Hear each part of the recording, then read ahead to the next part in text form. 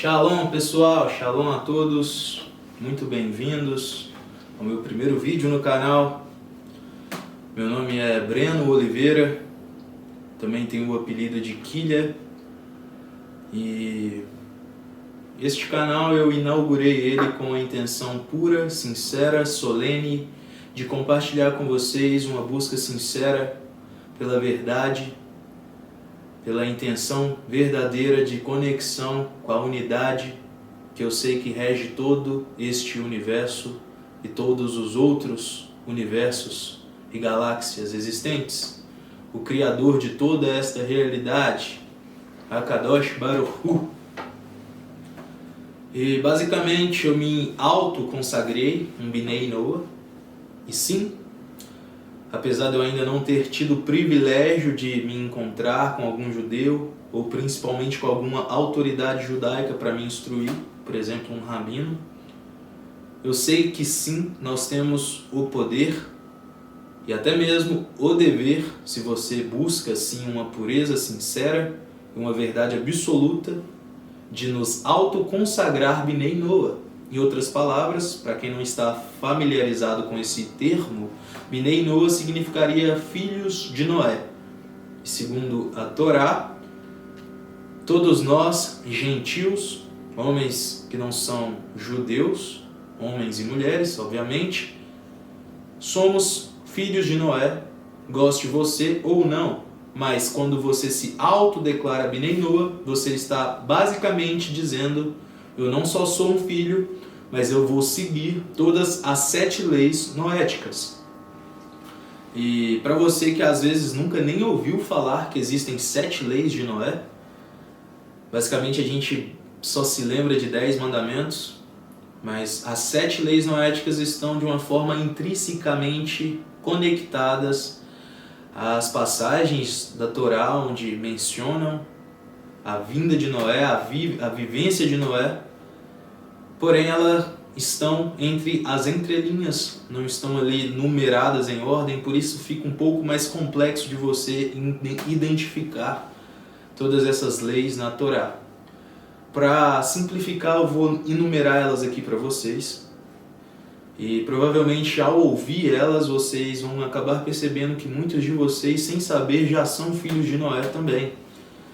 Então vamos lá. A primeira lei seria a lei de não fazer estátuas, não tentar dar um nome, forma, rosto ou qualquer tentativa de minimizar, de tentar limitar o infinito, Deus. Em outras palavras, não faça estátua, não tente inventar nome, não tente me humanizar. Acredite que eu sou muito mais do que sua compreensão possa tentar um dia sequer sonhar. E vale lembrar que se eu falar para você não pensar num elefante rosa cheio de bolinhas e com patins feitos de carne de dinossauro, sua mente consegue pensar nessa loucura toda. Mas mesmo assim, sua mente é limitada demais para tentar imaginar o que é Deus.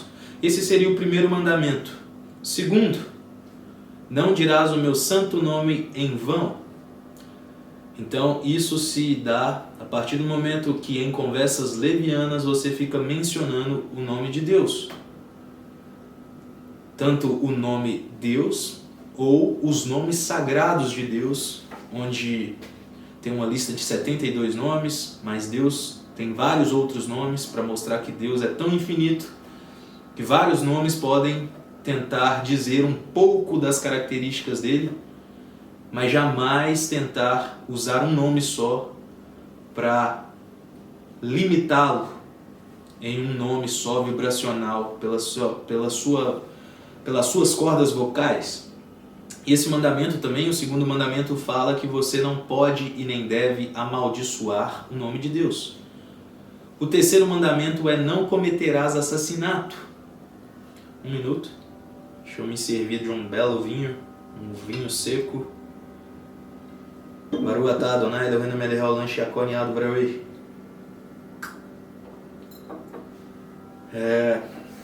Terceira lei seria: não cometerás assassinato.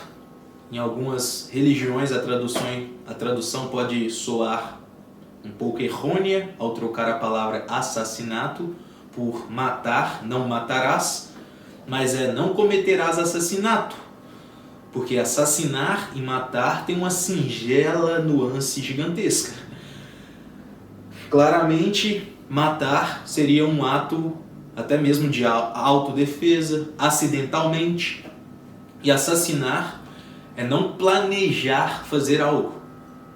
Também essa lei está ligada a Lashon Hara. Para você que não está ainda familiarizado com o termo, Lashon Hara em hebraico seria maledicência na voz. Em outras palavras, fofocar sobre o coleguinha.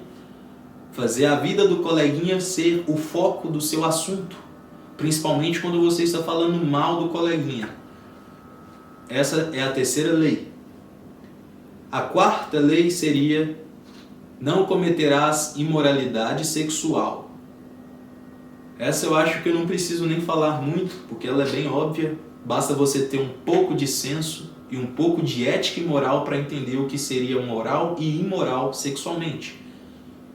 Claro que relações feitas com amor, carinho, dentro da intimidade de um casal que se ama, não se enquadra dentro dessa lei.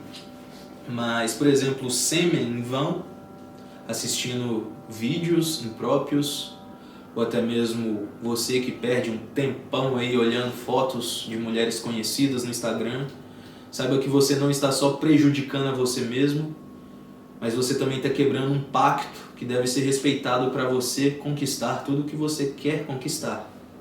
A quinta lei seria a lei de não roubarás. Claro que de forma bem literal é não pegar algo que não é seu, mas de uma forma mais, digamos, profunda, podemos também interpretar que roubar uma ideia, roubar talvez uma palavra, também se enquadra. Para dar um exemplo bem chulo, para fácil entendimento, seria basicamente um colega de trabalho que tem uma ideia boa, mas não teve coragem de contar para o chefe. Você vai lá e conta para o chefe e age como se a ideia fosse sua. Você já está quebrando uma lei. Beleza, vamos então para a sexta lei. A sexta lei é: não comerás parte de um animal ainda vivo. E isso é bem óbvio também, né? Aquele tipo de alimento, por exemplo, que eu nunca tive o desprazer de ver na minha frente, mas tem gente que come a lula, né? Lula viva, né? A lula ainda viva no prato, e as pessoas, acho que, se eu não me engano, na Ásia, no Japão é muito mais comum, eles comem o animal ainda vivo. De grosso modo, essa seria a ideia principal. Trazendo para um âmago mais profundo, também está ligado muito à ideia de não consumirá sangue. Porque mesmo que o animal esteja morto, o sangue ainda assim é uma centelha de vida pulsante. Em outras palavras, você que gosta aí de um churrasco com a carninha mal passada, não vou falar que você está cometendo um grandíssimo pecado, porque existem pecados muito maiores que a gente pode cometer, mas vou dizer que sim, é uma transgressão e é algo que pode prejudicar o seu campo espiritual.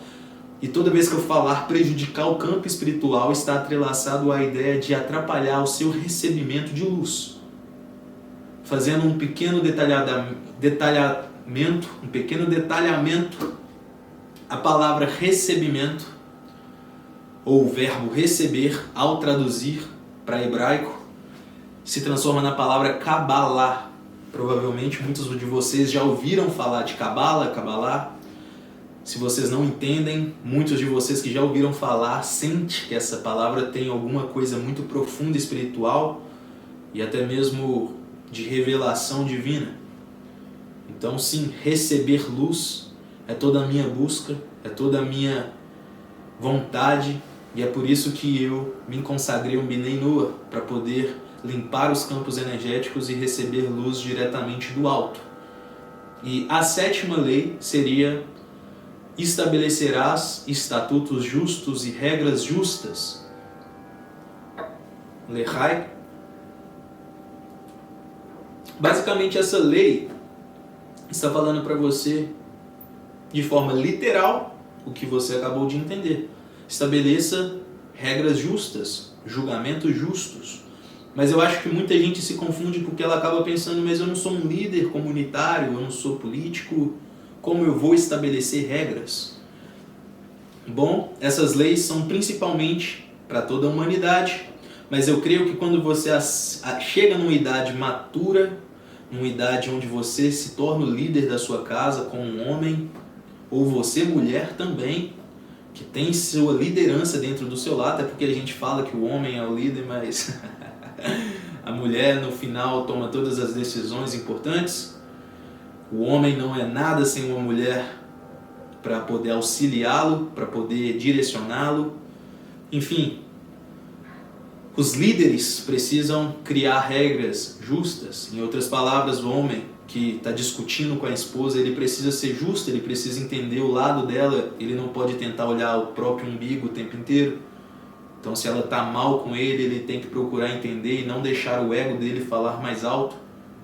Se você que tem filho, que é o próprio espelho da sua própria alma, e também o filho te enxerga como um espelho do futuro dele, você precisa ser justo, tanto no seu comportamento quanto nas regras da sua casa.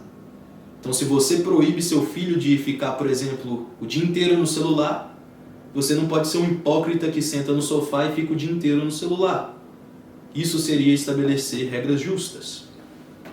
Então, provavelmente você que nunca ouviu falar sobre as 7 leis e agora que ouviu essa singela explicação pode acabar se identificando verdadeiramente com todas essas leis. E ao saber dessas leis, eu percebi que eu já era um filho de Noé há muito tempo, mesmo transgredindo aqui e acolá, né? Ninguém é perfeito, todas essas regras vão ser quebradas sim ao longo da vida, porque nenhum de nós podemos nos consagrar tzadikim, justos, homens extremamente elevados como Moisés, como Rebbe Shimon Bar Yochai, como Rav Akiva, como entre outros e muitos outros sábios, tanto da Torá, que são mais famosos, quanto do Talmud, Midrash, entre outros. Pois bem, nós vamos quebrar as regras muitas vezes, mas a gente tem que estar ciente que as regras existem. E no fundo eu sinto que Deus até quer que a gente quebre as regras de vez em quando, não propositalmente, mas que a gente tenha falhas e quedas, porque Ele criou a gente assim, falhos, errantes, errôneos. E se Ele quisesse um bando de robô que nunca erra, Ele teria feito a gente com a mesma expressão que Ele fez os anjos, né? Dito isso, acredito que você, que talvez nunca tenha ouvido falar, possa começar a se identificar com esse movimento de ser Bnei Noah. O Bnei Noah, ele não é judeu, mas ele segue muito e muito da sabedoria judaica. E eu sempre gosto de falar, eu sigo a sabedoria judaica, eu não sigo o povo judeu. Por que eu faço esse discernimento? Nada contra o povo judeu. Claro que não, até porque do povo judeu eu aprendo muito da minha própria sabedoria. Mas quando eu faço esse discernimento, eu tento dizer, separe a arte do artista. Você não pode tentar encontrar no povo uma santidade suprema, uma santidade perfeita, um povo que nunca erra. Porque isso seria idolatria. Você estaria idolatrando a fonte errada. Porque eles não são fonte, na verdade, eles são transmissores da fonte. E isso significa a ideia do povo escolhido. Então, quando eu comecei esse meu caminho como Bnei Noah, na verdade tem uns 6 meses atrás, vou tentar resumir como tudo começou. Eu sempre tive um lado de buscar a verdade. Eu nunca consegui me sentir parte do catolicismo. Eu nasci num berço católico, tenho uma mãe cristã, católica. Porém, eu sentia que no catolicismo não era o meu lugar. Eu sempre achei muito monótono, muito mecânico e de baixa vibração espiritual. Não no sentido ofensivo, não me interprete mal. Quando eu digo baixa vibração espiritual, seria baixo conhecimento, transpassado. Não estou dizendo que o padre não tenha conhecimento, não estou dizendo que o papa não tenha conhecimento. Estou dizendo que nem o padre nem o papa conseguiam me passar este conhecimento que eles tinham. Porque as missas são sempre as mesmas coisas. Desde que eu me entendo por gente, que eu fui na missa a primeira vez, a missa ela é ritualística, ela acontece a mesma coisa, ela tem início, meio e fim, e é muito robótico. Tanto é que eu sempre também achei as rezas robóticas, as orações robóticas, enfim, eu não me identificava.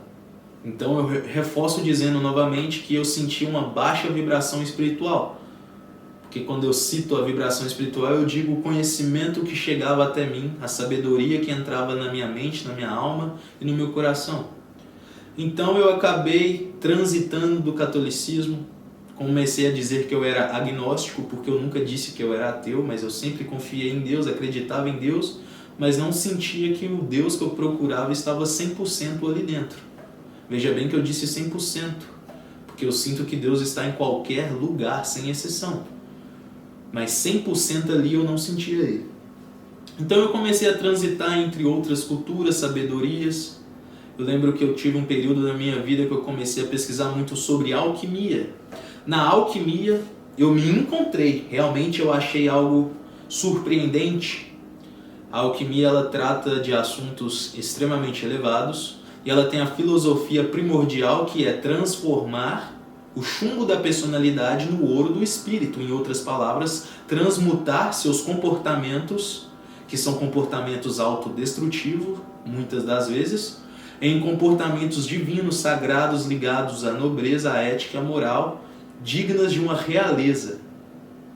Porém, contudo, entretanto, existe uma nuance gigantesca dentro da alquimia que me fazia me transformar em um homem que sim tinha uma certa sabedoria, que sim conseguia enxergar o mundo com um véu um pouco mais diluído, ou seja, enxergava o mundo de uma forma mais espiritual, porém eu fui me transformando em um homem triste, melancólico e quase que depressivo.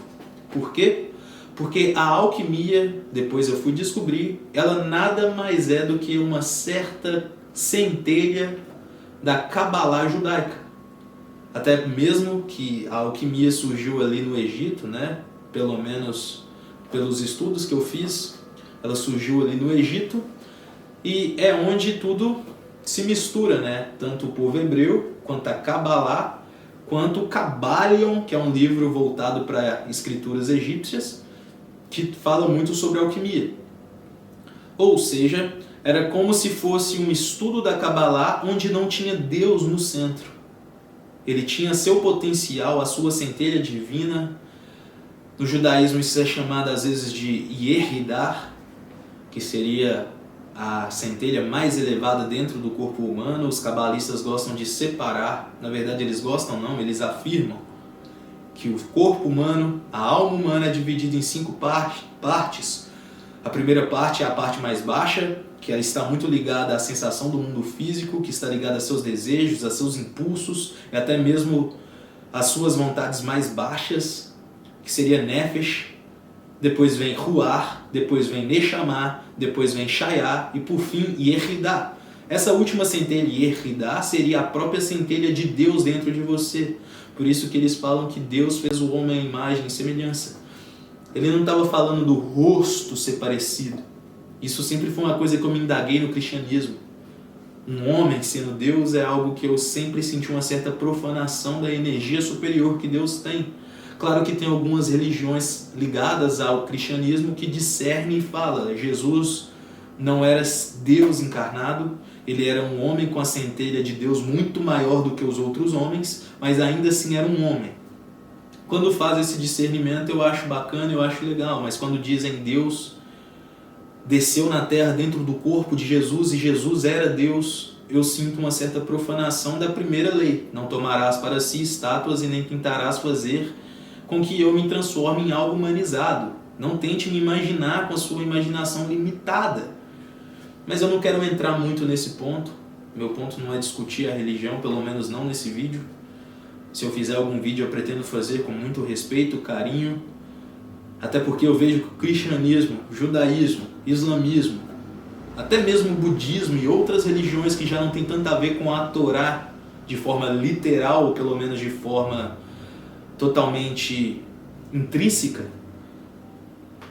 Mas eu vejo que todas as outras religiões buscam a mesma coisa, buscam a mesma verdade, buscam a mesma centelha de pureza. Enfim, eu comecei a transitar pela alquimia. Teve um período da minha vida que eu comecei a pesquisar muito sobre Goécia, que é um estudo ali de demoniologia, né? Demoniologia, né? A Goécia é muito ligada a Salomão também. E eu não pensava em invocar nada do lado negativo, mas eu senti uma certa curiosidade pelo ocultismo. Teve uma fase da minha vida que eu fiquei muito fascinado com astrologia, mas todas essas facetas da minha vida no final era uma busca para entender todo esse universo ao nosso redor. Porque eu vejo que a maioria das pessoas que estão se entorpecendo, que estão vivendo de forma efêmera, que estão perdendo tempo nas redes sociais, elas estão fugindo de um fardo que elas transformaram num fardo, porque a vida não é um fardo. Quando você começa a entender de certa forma a Torá, quando você pega 1%zinho da Torá e começa a internalizar ela, você vê que a vida não é um fardo. E muitas das pessoas vão falar, não vejo como fardo, eu estou curtindo, eu estou saindo toda sexta-feira para beber com meus amigos. E eu escuto isso e só penso, beleza, não vou te julgar, mas quando eu fazia isso, eu estava fugindo da minha vida. Eu estava fugindo de momentos de reflexão. Eu estava fugindo da ideia da finitude da minha própria vida. Em outras palavras, eu estava morrendo de medo da morte. Estava morrendo de medo de saber que um dia isso tudo ia acabar, que não importasse o quanto que eu fosse buscar, eu nunca ia entender o que está acontecendo nesse mundo físico. Certo? E eu vejo que a maioria das pessoas não vão verbalizar isso. Muitas delas nem vão tomar consciência disso. Mas quando Salomão falava nesse lindo livro, nessa maravilhosa escritura chamada Corelé, não sei se está dando para ver, né, Eclesiastes, ele tentava dizer que tudo é efêmero, tudo é vapor, tudo é fugaz, tudo é vaidade. Ou seja, a única coisa que importa é sua busca espiritual verdadeira, as mitzvot que você faz. Mitzvot seria as boas ações que você faz, a forma que você relaciona com o próximo, a forma que você relaciona com o mundo a seu redor e principalmente a forma que você relaciona com você mesmo, porque a maioria das pessoas não se relaciona bem com ela mesma. Inclusive tem um mandamento que fala, amarás o seu próximo como a ti mesmo. Muitas das pessoas acham que cumprem esse mandamento porque eles conseguem ser benevolentes para com o próximo, mas e com você mesmo? O quanto você tem se amado verdadeiramente? Se você fala para mim que por exemplo, eu sou viciado em cigarro, vou dizer, amigo, é um vício sim, triste, e é uma prova de que você não está se amando como você deveria se amar. Outro caso vale para alcoolismo, outras drogas, comportamento autodestrutivo, autoflagelação, vício em pornografia e etc. Tudo isso é uma prova de que você não está cumprindo esse mandamento com 100% do fervor, porque você não está sabendo se amar.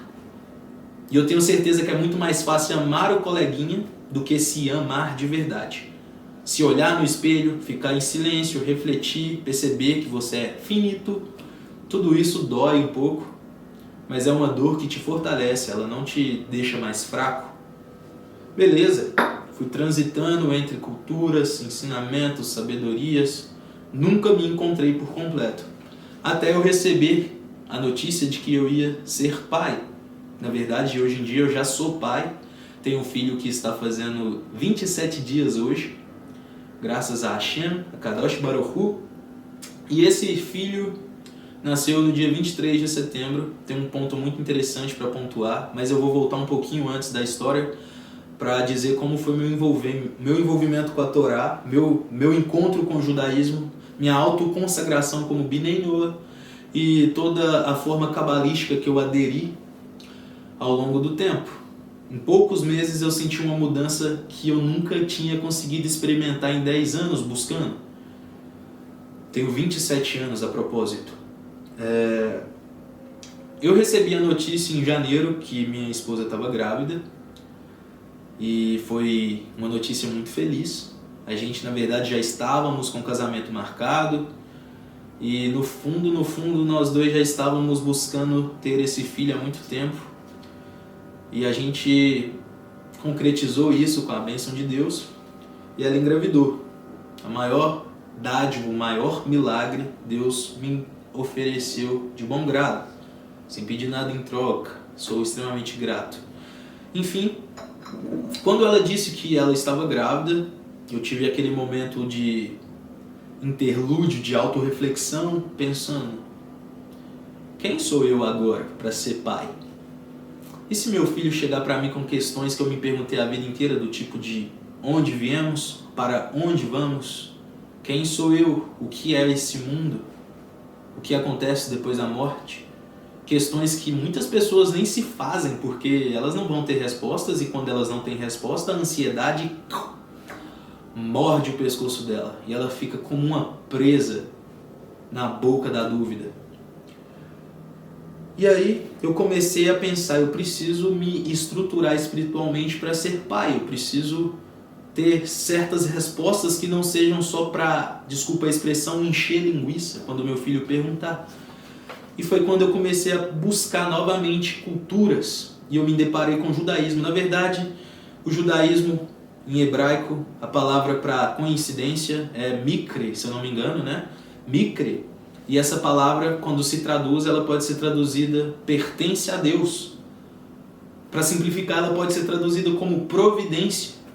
Em outras palavras, o povo judeu de Israel, a língua hebraica, não tem a palavra coincidência. Todas as pequenas coincidências, por menores que sejam, é uma faceta de Deus te provando que esse mundo é regido por uma força maior. Então, quando você pensa em alguém e minutos depois aquela pessoa aparece na sua frente, é Deus te falando: amigo, sincronicidade não é coincidência, sou eu atuando.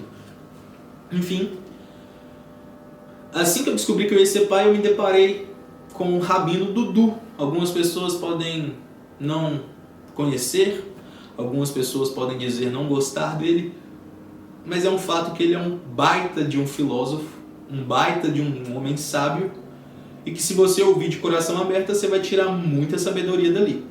Então, através do Rabino Dudu, comecei a ouvir, consumir vídeos, consumir, e comecei a pensar: cara, eu estou me encontrando. Eu busquei tanto, e hoje eu consigo sentir que eu estou me encontrando. E eu comecei a brincar com meus amigos dizendo que eu saí para procurar ouro e voltei com diamante para casa. Voltei com platina, com ródio, que são metais mais caros e valiosos. Lehai. Ao longo da minha busca eu fui encontrando outros rabinos, tipo Eliyahu Haski, Yair Alon, eu sempre esqueço o nome desse que veio na minha mente, mas eu sei que a yeshiva dele chama Husset Hesed, Fio de Bondade, lá em Israel, em Jerusalém. Shalom Arush, perdão a demora para lembrar, Rabino Shalom Arush, são uns nomes um pouco complicados para a língua portuguesa. Também encontrei Rabino Yosef, entre outros. Basicamente eu fui criando uma gama de estudo através do YouTube. Então a Torá se revelou para mim, né? Por mais que eu comprei ela, sim, eu gosto de dizer que ela se revelou porque eu tive a prova em que 2 outros amigos tentaram comprar e novamente por coincidência eles não conseguiram. Eu não estou falando que eles não são merecedores, tá bom? Mas hoje em dia esses mesmos amigos dizem que eles gostam da ideia do judaísmo, mas não conseguem se encontrar. E aí eu penso: nada é coincidência. Se a Torá tivesse se revelado, talvez, só talvez, ela não teria sido tratada com tanta reverência e seriedade por eles. Só talvez. E claro que tudo tem seu tempo. Enfim, eu fui começando a me envolver mais e mais, e acabou que virou uma obsessão real. Não o judaísmo em si, mas a busca pela luz de Deus. Porque eu comecei a pensar: não vale a pena adiar essa busca. Não vale a pena eu ser a pessoa que vai esperar eu estar no leito do hospital, ou Deus nos livre e guarde, algum ente querido estar no leito do hospital, para eu começar a pensar: Deus existe. Só Deus para fazer um milagre, para me curar ou curar a pessoa que eu amo. Eu sempre gosto de brincar também que quando você está dentro de um avião e o avião começa a cair, não existe mais ateu. Não existe ateu com doença terminal.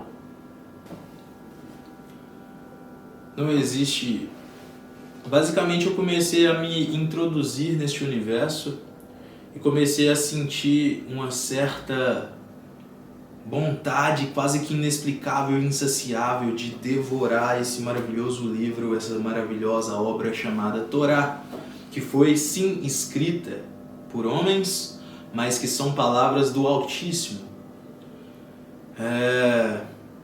E o mais engraçado é que existem profecias falando sobre isso, que certas pessoas vão começar a sentir sede real no estudo pela Torá.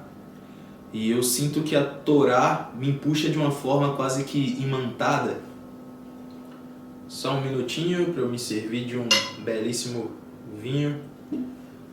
E eu vou tentar encurtar o máximo possível para o vídeo não ficar tão extenso e não ficar deveras, talvez até mesmo sem graça, né? Enfim, depois que eu me envolvi com a Torá, que eu peguei alguns rabinos da internet, que eu comecei a buscar e que eu comecei a perceber que o judaísmo, junto com a Kabbalah, faz uma mistureba, uma misturinha que me completou por completo. Por mais que isso soe redundante, mas é bem literal. Me senti completamente completo para me tornar um homem completo. Porque eu sempre tive aquela centelha de sentir que eu era sim um homem já, com a idade de um homem, mas eu ainda não conseguia sentir que eu tinha a energia verdadeira de um homem. Até porque eu tive alguns problemas, eu vou chamar de problema, com maconha, por exemplo. Passei bastante tempo da minha vida fumando maconha, se eu não me engano, 10 anos. E eu lembro que já teve época de eu pegar assim a droga e mandar longe, jogar na água, passava uma semana, eu estava usando de novo. Já teve vezes de eu pegar o cigarro, jogar no chão e pisar e falar não quero mais, passava uma semana e eu fumava de novo. E eu não conseguia, eu cheguei num estado que eu falei, cara, é isso, não vou nem lutar mais contra. E o problema do judaísmo e da sabedoria da Kabbalah é isso, porque já deu vontade de explicar o conceito do mau instinto, do instinto da alma divina, da alma animal, do Yetzer Hara, Yetzer Tov, mas se eu entrar nisso o vídeo vai ficar realmente gigantesco. Perdoa a falha na dicção, é que eu tive um problema com a filmagem e acabou que perdi um pouco da concentração das palavras que eu estava trazendo, mas eu lembro que eu estava falando sobre a efemeridade da vida e que muitas pessoas esperam que a vida o confronte com a morte ou com alguma tragédia ou com algum acidente fatal ou extremamente grave para que ele se volte a Deus. E eu sinto que minha busca não é por medo, é literalmente por vontade de me purificar. Eu, na verdade, sinto que quando eu era criança eu sentia a presença verdadeira de Deus, a pureza que eu tinha atraía o que eles chamam de Shekhinah, a presença divina. E ao longo da vida você vai perdendo essa pureza e essa centelha, essa iluminação vai se afastando de você e você vai acabando se entregando para o que eles chamam de clipá ou clipot no plural, que seriam cascas, e as cascas seriam energias sutis que tampam você e sua alma, a que eu estava me referindo, por exemplo, a Yehidar, e também a Neshamah, também, que já é um nível muito elevado de quem consegue alcançar. Essa alma fica tampada pela sombra, pela casca, e a luz não consegue entrar diretamente, então você não se sente mais puro como uma criança. E eu sinto que minha busca a Deus está muito envolvida a busca de encontrar essa pureza da infância. Então eu até falei uma frase esses dias com um amigo que eu gostei muito, que é: eu quero ser um homem com alma de criança e mente de ancião. Quero ter a sabedoria de um ancião de 120 anos, mas com a alma de uma criança. E o judaísmo literalmente prega essa ideia. Por isso que eu me identifiquei tanto. O judaísmo junto da Kabbalah, apesar que a gente fala de Kabbalah como se fosse algo extremamente simples, como se fosse um estudo totalmente simples, inclusive é um estudo proibido para nós que não somos judeus, Mas, claro que eu ainda não me auxiliei com o rabino, mas eu sinto que essa proibição não é uma proibição de pecado, não é que seja pecado, é que é um assunto extremamente delicado. E se você for com sede ao pote, você vai se dar mal, porque não é uma brincadeirinha. Você tem que ter preparação real, espiritual, edificação, pureza de intenção, para você poder se envolver com esse tipo de assunto. Então é melhor você começar do começo. Comece pela Torá, depois vai indo para livros que até fazem parte da Torá, como o Cântico dos Cânticos, Eclesiastes. E aí sim você vai buscando coisas mais aprofundadas, mas comece do começo. Basicamente é isso. E sobre o meu filho, para finalizar o vídeo, já que eu falei que eu não queria que ele ficasse tão extenso, eu tive uma comprovação que novamente soa como uma coincidência, Mikre. Me perdoe se eu estiver pronunciando a palavra errada, já tem um tempo que eu ouvi esse conceito e eu não reouvi ele, mas eu acho que a palavra é Mikre mesmo, que significaria pertence a Deus, a coincidência pertence a Deus. Quando minha mulher estava grávida, o médico falou: seu filho vai nascer em 23 de setembro desse ano de 2025.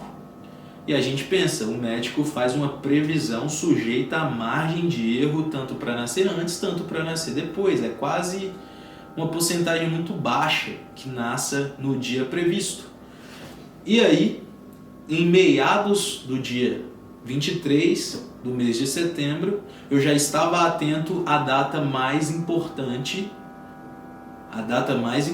do povo judeu. Eu fiz uma pausa porque eu estava com medo de me equivocar, mas estou falando algo certeiro. O dia mais importante do povo judeu seria Rosh Hashanah, mas o dia mais sagrado é o dia de Yom Kippur, que acontece, se eu não me engano, 8 dias depois. Depois eu vou dar uma conferida para não passar nada de forma errônea, mas eu sei que acontece num período de tempo curto, essas duas festas tão importantes. Rosh Hashanah é o dia do julgamento. Eles falam que é o dia da criação, o dia que Adão e Eva foi criado, e nesse dia Deus julga todos os seres, objetos, tanto animados e inanimados, do mundo. E aí ele decide se esse objeto e esses seres, incluindo nós, seres humanos, vamos ter mais tempo de vida, vamos sofrer alguma coisa, vamos receber outra coisa, vamos ter bênçãos ou falta delas na nossa vida. E você cumpre Rosh Hashanah fazendo alguns rituais que eu não vou descrever aqui, mas são coisas simples, nada de forma parecendo magia, não é nada disso. São alguns rituais bem simples, mais ligado à pureza da intenção do que com a ação física em si. Mas você tem alguns costumes que eu, graças a Deus, fiz esse ano. Mas a coisa mais interessante de tudo é que o Rosh Hashanah aconteceu no dia 23 de setembro. E o meu filho literalmente nasceu em Rosh Hashanah. E um dos meus amigos estava fissurado no Salmo 23. Ele ficou falando para mim no mês de setembro para eu ficar lendo Salmo 23, Salmo 23, Salmo 23, que é o salmo, um dos mais famosos, né? O Senhor é meu pastor, Hashem é nosso pastor.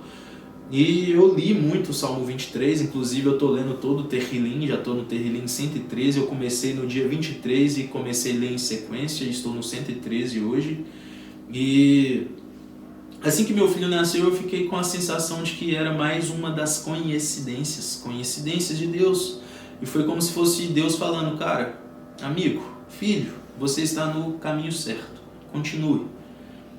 Como se não fosse o bastante, no dia de Yom Kippur, eu cumpri o jejum de 25 horas de comida e 23 horas de água. Porque o Bnei Noah tem que saber que ele não é judeu, e é uma proibição para o judeu, não judeu na verdade, cumprir tanto o Shabat por completo e tanto o dia de Rosh Hashanah, o dia de Yom Kippur não pode ser cumprido por completo. Então eles falam que você tem que quebrar o jejum pelo menos um pouco. Então eu não fiz 25 horas, fiz 23 horas de água e 25 horas de comida. E o umbigo do meu filho caiu literalmente em Yom Kippur. E foi o dia que eu falei: caramba, Deus está me mandando muitos sinais. E eu comecei a fazer uma certa forma ritual antes de ler a Torá. Eu sempre lavo minhas mãos antes de ler e mentalizo a ideia: Deus, que eu não receba nada só para mim neste mundo de ilusão. Que nesse mundo físico eu não receba um centavo, $1 sequer, que não seja para repartir com meus irmãos, ou com minha família, ou com as pessoas necessitadas, tanto um dinheiro ou sabedoria.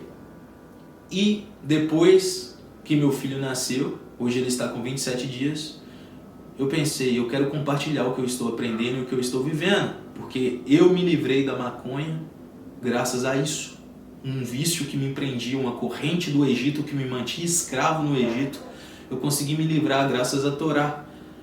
E eu sinto que eu posso, talvez, não ensinar, eu não quero ensinar nada para ninguém, mas eu posso, talvez, influenciar as pessoas a buscarem em fontes diferentes. Talvez elas vão se encontrar assim como eu me encontrei. Dito isso, vou finalizar o vídeo e quero fazer uma pequena brahá para vocês, dizendo que a Kadosh Baruch Hu faça uma coroa luminosa em torno da sua cabeça, para que você possa ser agraciado com luz e sabedoria, que você possa ter não só uma semana, não só um mês, não só um ano, mas uma vida iluminada. Shalom, Shalom Vrahá.